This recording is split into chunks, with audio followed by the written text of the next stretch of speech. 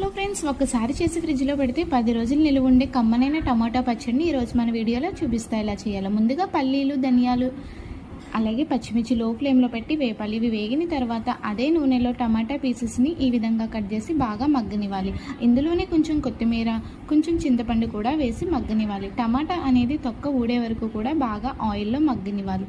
ఈ విధంగా మగ్గిన తర్వాత చల్లార్చి మిక్సీ జారులోకి ముందుగా మనం వేపిన పల్లీలు అలాగే ఈ టమాటా పీసెస్ని కొంచెం వెల్లుల్లి రెబ్బల్ని అంటే 6 to 8 వెల్లుల్లి రెబ్బల్ని ఇందులో వేసి రుచికి తగ్గ సాల్ట్ కూడా యాడ్ చేసి ఇందులో మిక్సీలో కచ్చాబిచ్చాగా రుబ్బాలి. ఈ విధంగా కచ్చాబిచ్చాగా రుబ్బిన తర్వాత మనం ఈ పచ్చడికి తాలింపు పెట్టాలి. తాలింపులో కావాల్సిన దినుసులన్నీ వేసి బాగా వేగిన తర్వాత మనం రుబ్బు పక్కన పెట్టుకున్న ఈ పచ్చడిని వేసి కేవలం 3 నిమిషాలు ఆయిల్లో మగ్గనివ్వండి. ఎంతో టేస్టీగా ఉండే కమ్మనైన టమాటా పచ్చడి అయితే రెడీ అయిపోతుంది.